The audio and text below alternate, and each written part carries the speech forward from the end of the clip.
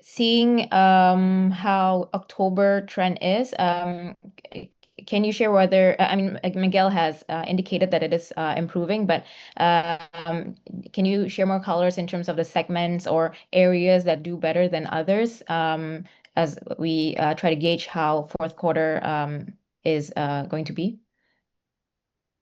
Sure. Um, Sorry, if I you go ahead, Miguel. Sure, sure. So if we go segment by segment, right? Maybe start with active.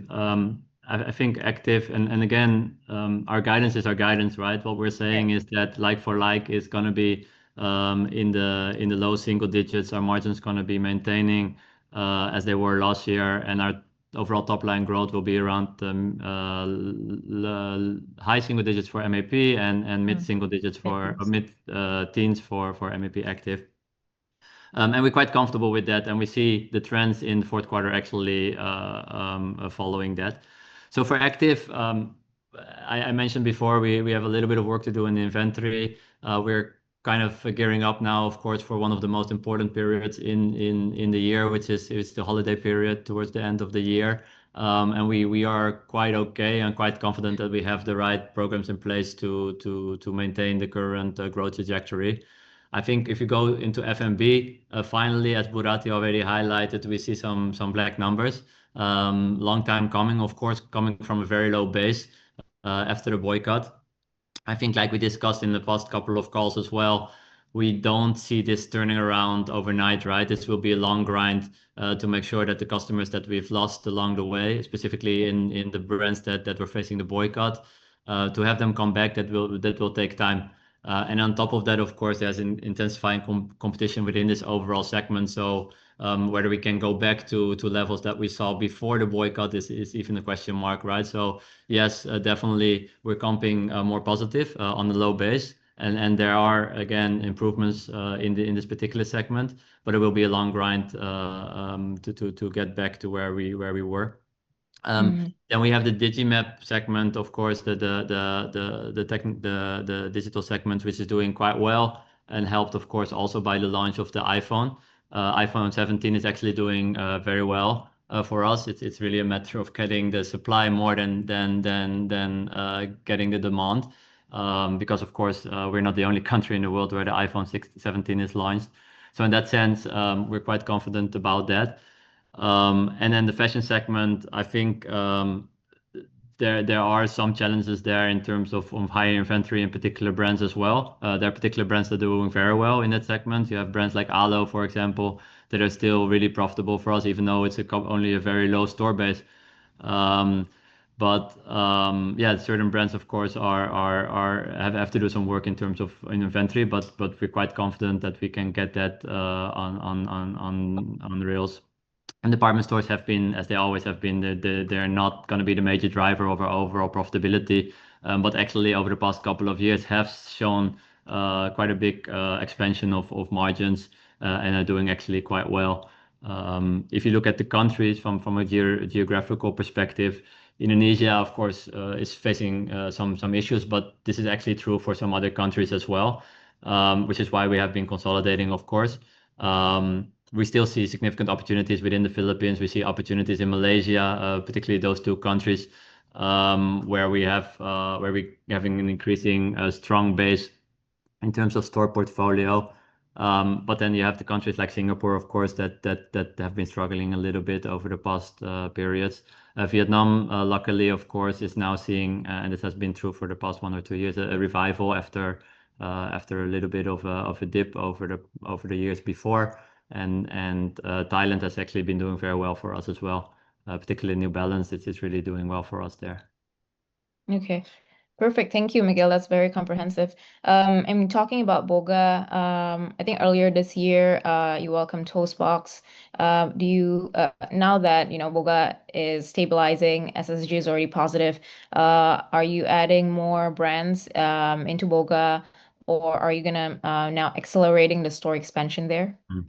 Our eyes are always open. So if there's opportunities within the F&B segment, definitely we will not close our eyes. We will have a look at it. I Mhm. think there we would like to just generally de-emphasize the importance of Starbucks a little bit. So that makes sense to add extra brands, right? So the F&B or MBA rather is not just basically subject to whatever Starbucks is doing. So yes, definitely we will be open to add new brands. In terms of acceleration of existing brands, I don't think it's the time already to talk about acceleration in Starbucks at this point in time. But definitely we might open here and there a little bit of stores within the other portfolio. But again, we definitely would look at potentially adding new brands within this portfolio and reducing the reliance on Starbucks. Okay. Because globally, Starbucks is under restructuring. And Mm. in terms of you holding the master franchise, how are the terms like? Are you immune to restructurings internally if there is any? And how long is the franchise agreement for? We're not worried that we're gonna lose Starbucks. There's no chance of that. Well, there's always a chance, but it's very unlikely to happen. Okay. I'm not sure what restructuring you're talking about, but of course we have full operational control of Starbucks in Indonesia. Mhm. We're just a licensor for Starbucks. Okay, I understand. And then, given the impact of the protests in the third quarter, and then seeing how demand is in the fourth quarter, is it safe to assume that your guidance is still maintained? And in terms Yes. of store opening, seeing where it is year to date, are you on track to open the rest in the fourth quarter? Yeah. Guidance is maintained, but when we talk about store openings, actually our guidance probably, I mean the actual store count eventually will probably be slightly lower than we have initially guided from a growth perspective. Um, that is primarily due to the fact that, I mean, this is a positive actually. We were quite flexible in terms of how we are spending our capex. We can on a quarterly basis actually review. And of course, the current demand situation in Indonesia was not amazing. So we actually decided, okay, we might not have to expand as aggressively as initially was guided. Once the situation in Indonesia is improving, and again, we see some green shoots there, we might accelerate expansion. But for the full year, I think that our actual number might come in a little bit lower than initially guided, Yeah. but not significantly as well. I see. Okay.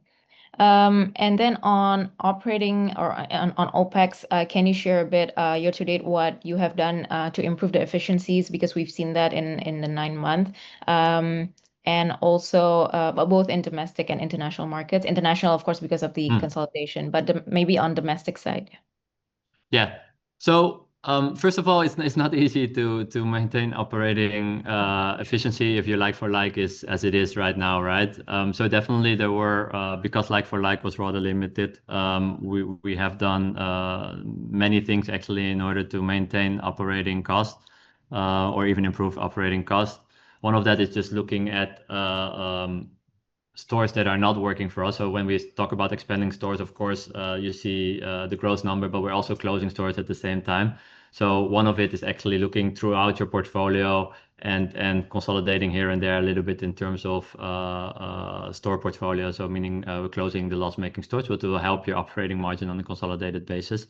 Mhm. Second thing is in terms of labor, we always are but maybe a little bit more aggressively now as well, looking at how we look at efficiencies from a labor perspective. There's a minimum number of people that you need in your store. But now, for example, with systems like Storeforce, I think we talked about that before, we're getting better in scheduling. So basically, loading people at the times that your sales is the highest, and actually maybe reducing people when there are no customers in the store or unlikely to have a lot of traffic in the store. So that is something that's helping us for sure throughout, not only in MAP Active, but throughout the organization. From a rental perspective, generally, we go back to all the stores that are struggling or are declining and trying to get help as well from landlords, either by short-term support or sometimes even switching from fixed rental to revenue sharing. So those kind of things are things that are being done on a continuous basis. And we have done that a little bit more aggressively in the past couple of months as well, given where same-store sales growth has been. If Okay. I may just add, on top of all of the efforts that Miguel has elaborated, we also do more and more digitalization, which Mm. we have started a while ago, right, Miguel? Like Yes. even in the back end, automation, RPA, that's really Yeah. helpful for the success of the payment process, for instance. And Yeah. actually, we want to utilize more on the people skill into marketing or any other rather than doing, tedious job, something like that. Mm. Okay. Understand. And then maybe if we shift gears to international markets, can you share the performance or how demand is in each of the country that you are in? And if you can share on the profitability progress of each country, that would be great. Sure. Sorry, I'm just getting the numbers ready for the international markets. So maybe I start with the first country, which is maybe we start with the best to get a positive story out first. Of So course. Thailand is doing very well. So Thailand actually has been expanding profitability over the past actually 3 quarters already.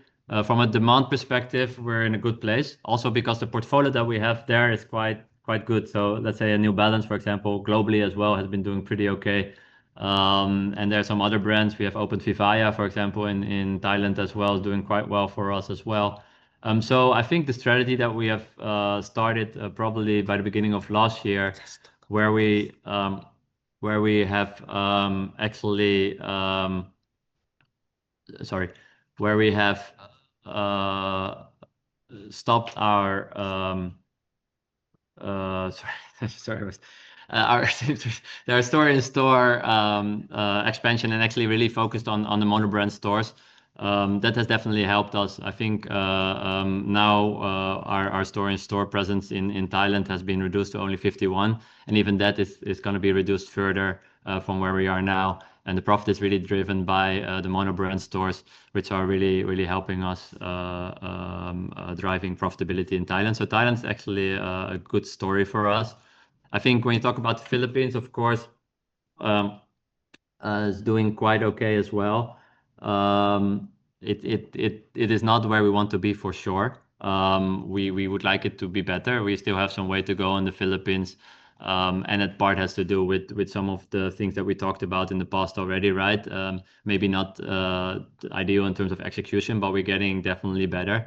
I think in the next 1 or 2 years, you will see definitely margin expansion within the Philippines as we are getting scale and as we're getting a little bit more attuned to the overall market as well. Vietnam is doing okay because, like I said before, right, the macroeconomic conditions in Vietnam actually have been improving as opposed to what the overall ASEAN market has been doing. Vietnam really saw a decline already a couple of years ago when all the other countries were actually doing quite well. In the sense that I think there was a major anti-corruption drive and property values went down, etc. And that is actually now improving quite a bit. So that has been positive for us as well. I think Singapore, everybody knows, right? We have been consolidating this year. It has not been a major success, but again, strategically, we're very comfortable to be in Singapore because if you want to be an Asian player, you want to be, or you need to be rather in Singapore as well.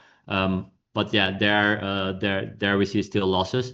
But even those losses are declining, specifically because we have been consolidating our overall portfolio there.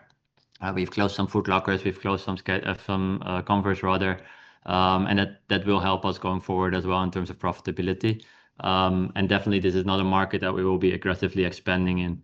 It's really more like it's almost like a marketing expense, right? You want to be in ASEAN, you need to be in Singapore. I think Malaysia is probably a little bit the biggest disappointment for us. We would have anticipated better numbers for Malaysia. But having said that, Malaysia is one of the key markets that we would like to focus on going forward. I think it takes us a little bit longer than we would like to bring the brands that we took over from previous distributors to profitability. But we do believe in Malaysia as a market, together with the Philippines again, will be key target markets for us going forward in terms of where we would like to focus on. And Cambodia is doing okay. I mean, it's a small country. It is as it is. Okay. Understand. And then there's a question